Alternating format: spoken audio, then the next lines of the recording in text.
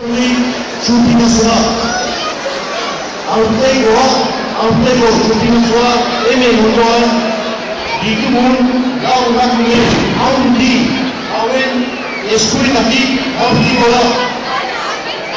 Isabel, María Isabel, Dolores, Carmen, Inés, San Jose Egoitzan, hainbeste urtetan egiten ari zaretena da, beretan ederra, ena, ereduania da. Horren ez da ez, udabone, herri horien eskerroka, plazaratzen dizuetu.